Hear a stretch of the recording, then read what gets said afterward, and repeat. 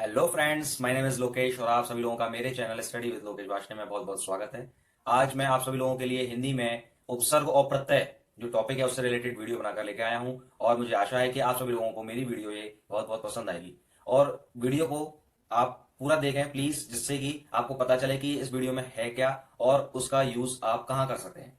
तो वीडियो में हम जानेंगे कि उपसर्ग कितने प्रकार के होते हैं और उपसर्ग और प्रत्यय होते क्या हैं, ठीक है ना। तो उनको हम जानेंगे। चलिए तो फ्रेंड्स स्टार्ट करते हैं। और वीडियो को स्टार्ट करने से पहले आप सभी लोगों से मैं एक रिक्वेस्ट करना चाहूंगा कि प्लीज वीडियो को लाइक करें और शेयर करें और चैनल को सब्सक्राइब करें। प्लीज चैनल को सब्सक्राइब करें और शेयर जरूर करें, जिससे कि और लोगों को भी इस वीडियो के बारे में जानने को मिलेगा। स्टार्ट करते हैं आज की वीडियो को और जानते हैं कि उपसर्ग क्या होते हैं।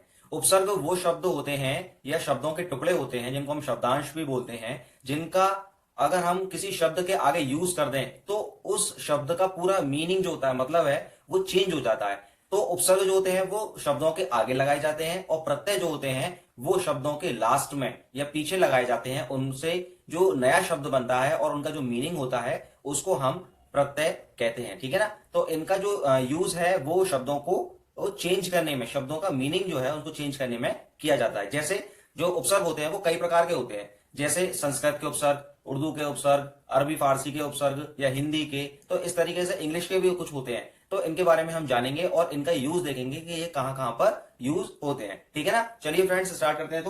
तो सबसे पहले हम देखेंगे कि जो संस्कृत के उपसर्ग होते हैं, संस्कृत के उपसर्गों में क्या होता है। जैसे अति है, अति, तो अति का मतलब होता है अधिक। जो इनके अर्थ लिखे हुए हैं और शब्द लिखे हुए हैं जिनमें हम उपसर्गों का यूज कर रखा है हमने। तो इसमें सबसे पहले आ गया हमारा अति। अति का मतलब होता है अधिक। जैसे शब्दों में यूज होता है अत्यधिक, तो इसको जब हम इसको तोड़ेंगे, इसका जो संधि विच्छेद करेंगे तो अति प्लस अधिक आएगा। ऐसे ही अति का मतलब हो गया अधिक, ठीक है। दूसरा है अत्यंत, इसी का एग्जाम्पल है अत्यंत, मतलब अति प्लस अंत। तो जब इसको हम तोड़ेंगे अति और अंत में तो इसका जो उपसर्ग निकलेगा वो अति ही निकलेगा, ठीक है। दूसरा है अधि। अधि का मतलब क्या है, ऊपर। अधि माने क्या होता है, ऊपर या श्रेष्ठ, मतलब ऊंचा। तो अधिकार, ठीक है ना। अधिकार का मतलब है जो जिसके अधिकार होते हैं या अधिकारी होते हैं तो उनके पास ऊंची रेस्पॉन्सिबिलिटी, ऊंची जिम्मेदारियां होती हैं। ऐसे ही अधिनायक, ठीक है ना। अधिनायक में भी अधि का यूज हो गया हमारा, अधि उपसर्ग होता है। अनु, अनु का क्या मतलब होता है, पीछे।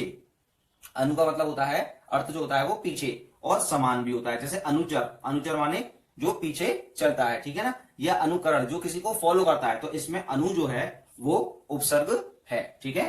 दूसरा है उत। उत का मतलब भी यही होता है, जैसे अधि का मतलब होता है ऊपर और श्रेष्ठ, ऐसे ही इसका भी होता है ऊंचा और श्रेष्ठ। जैसे उद्गम, तो उद्गम में उत्गम, जब इसको हम संधि विच्छेद करेंगे तो इसमें उत जो है वो आ जाएगा उपसर्ग के रूप में। ऐसे उत्कर्ष, तो उत्कर्ष, उत्तम, उत्तम, इन सभी में जो उपसर्ग आ रहा है वो उत आ रहा है, ठीक है। दूसरा है दुष्, तो दुष् का मतलब होता है बुरा या कठिन। दुष् का मतलब है बुरा, तो जैसे दुर्जन मतलब बुरे जन। दुर्गम मतलब कठिनाई से काम करने वाला या कैसे भी कठिनाई वाला रास्ता। और दुर्दशा मतलब बुरी दशा। तो इसमें इन तीनों में जो उपसर्ग आ रहा है वो दुष् आ रहा है, ठीक है। दूसरा है परि। परि का क्या मतलब होता है, आसपास के या चारों तरफ, हमारे आसपास या फिर चारों तरफ के जो होता है, तो उसके लिए हम परि का यूज करते हैं। जैसे परिजन, तो इसका मतलब ये हमारे चारों तरफ जो रहते हैं, परिजन हमारे जो घर के भी होते हैं तो हमारे आसपास ही रहते हैं। ऐसे ही परिपूर्ण मतलब पूरा काम हो जाना, परिपूर्ण पूरी तरह से काम हो जाना, ठीक है। दूसरा है परिमाण, मतलब जितना भी हमारा क्वांटिटी है उसको हम परिमाण में, उपसर्ग इसमें जो परि है इन तीनों में परि का यूज किया गया है, ठीक है।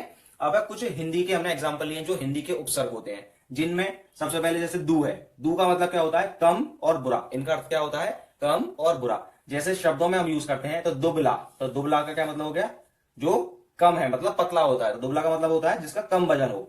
ऐसे दुधारू, दुधारू मतलब दूध देने वाला, जो भी दुधारू पशु होते हैं तो कम देने वाला या दुधारू का यहाँ पर जो उपसर्ग है वो दू है, ठीक है। ऐसे नी का क्या होता है, कमी। नी का मतलब होता है कमी। निगोड़ा, निडर, जिसको डर कम लगता हो, ठीक है। कमी के लिए यहाँ पर नी का यूज करते हैं हम। भर, भर का मतलब क्या होता है, भरपूरा, जितना भी है वो सब पूरे के लिए यूज करते हैं। जैसे भरपूर, भरपेट, भरसक, भरमार, इन सब में भर जो है वो उपसर्ग है, ठीक है। नेक्स्ट एग्जांपल है हमारा उन। उन का क्या मतलब होता है, एक कम। जैसे हम 29 बोलते हैं तो 29 का मतलब होता है 30, 30 में से एक कम, तो 29।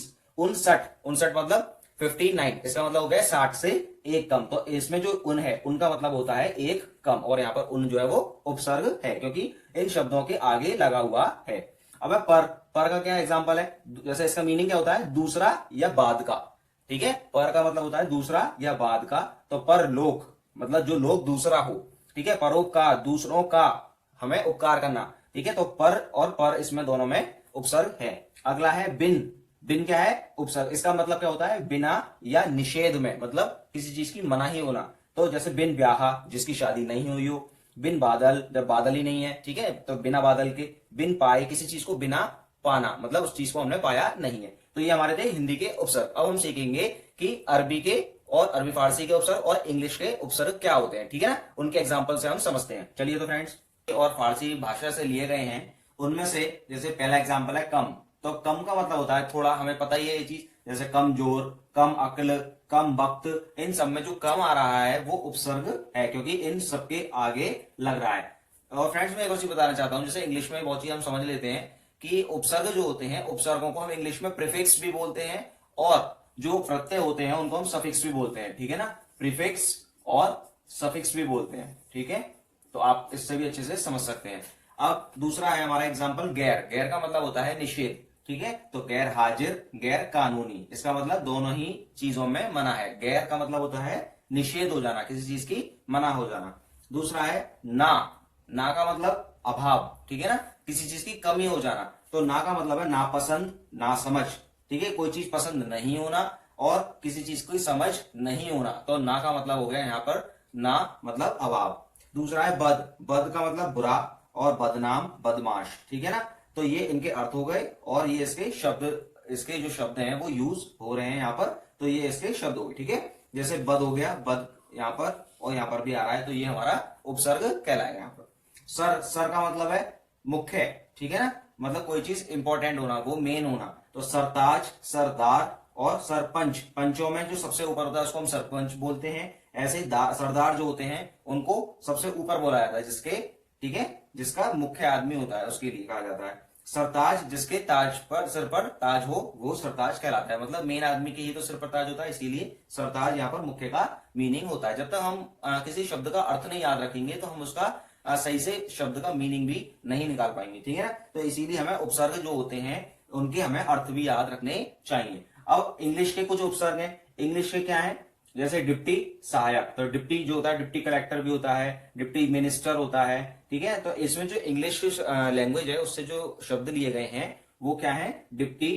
ठीक है, जिसका मतलब होता है सहायक। दूसरा है वाइस। वाइस का मतलब भी सहायक होता है, जैसे वाइसराय और वाइस चांसलर। मैं फ्रेंड्स आप लोगों को एक क्वेश्चन देना चाहता हूं, प्लीज इसको कमेंट में आप आंसर जरूर दीजिएगा कि हमारे जो स्वतंत्र भारत का पहला वायसराय कौन था। स्वतंत्र भारत जो है जब हुआ था तो उस समय वायसराय जो था वो कौन था। ठीक है ना, तो ये आप इसको आंसर को कमेंट सेक्शन में दीजिएगा।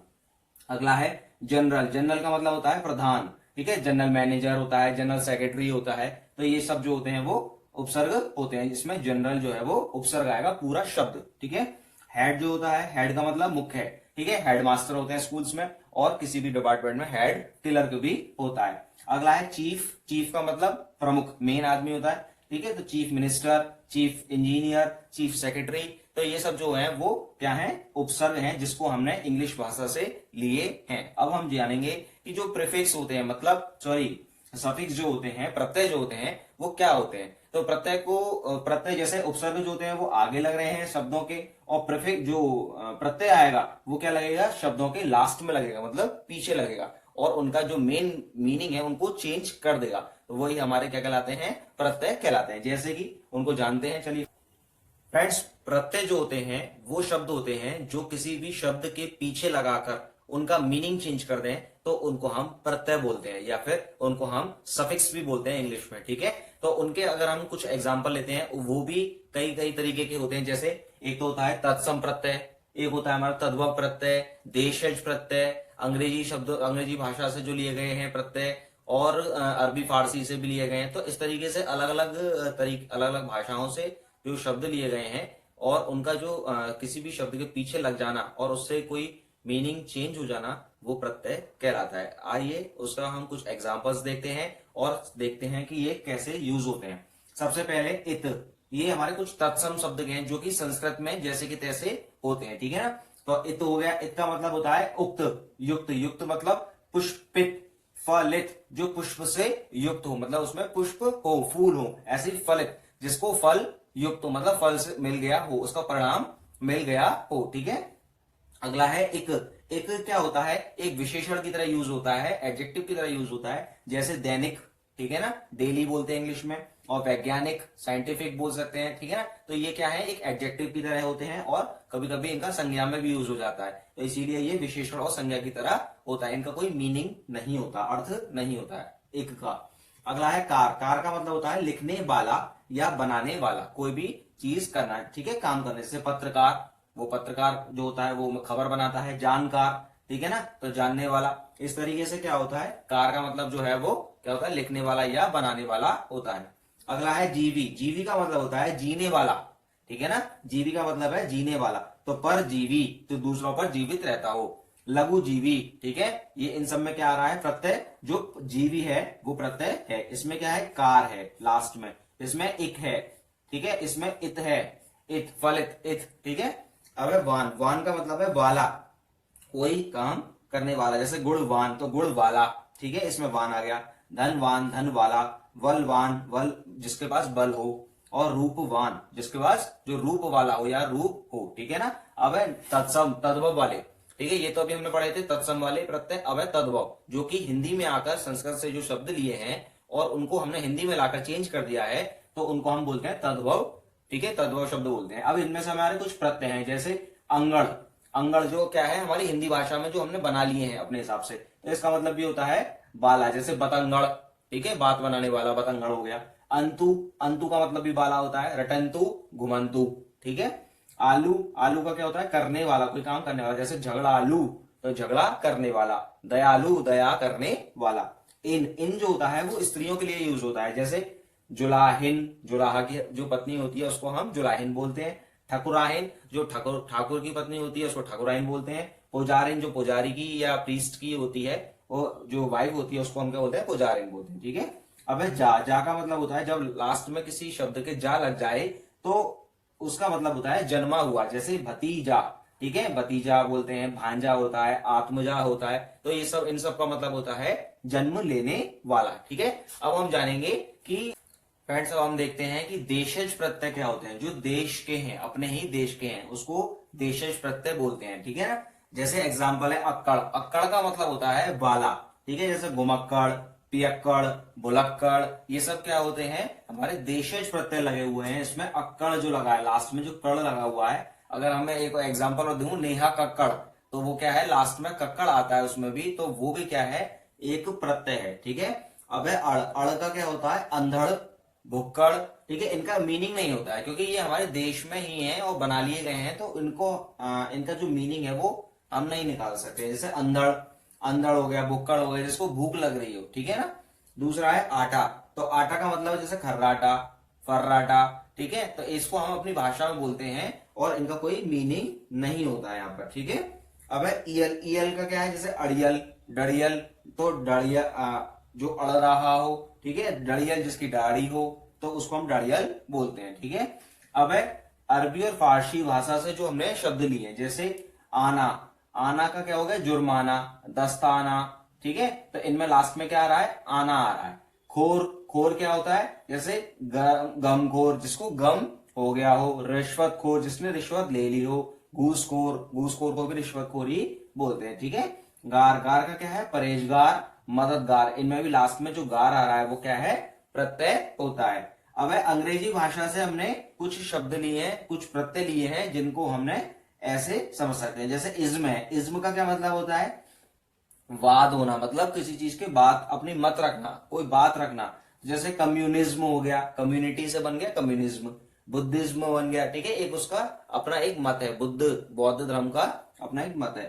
इष्ट, इष्ट क्या होता है, वादी या व्यक्ति, किसी इष्ट के लिए, व्यक्ति के लिए हम बोलते हैं, जैसे सोशलिस्ट, बुद्धिस्ट, ठीक है, जो बुद्ध को मानता हो वो बुद्धिस्ट, जो बौद्ध धर्म को मानता हो, और जो सोशल सर्विसेज करता हो तो उसको क्या बोलते हैं, हम सोशलिस्ट बोलते हैं, ठीक है ना। तो इस तरीके से फ्रेंड्स आज हमने जाना कि उपसर्ग और प्रत्यय जो होते हैं वो क्या होते हैं और उनका यूज शब्दों में हम कैसे देख सकते हैं और उनको हम कहाँ कहाँ पहचान सकते हैं, ठीक है ना। तो फ्रेंड्स मुझे उम्मीद है कि आपको वीडियो पसंद आएगी। ये थोड़ी सी thank you very much for watching my video and please share my video and subscribe my channel. Thank you very much.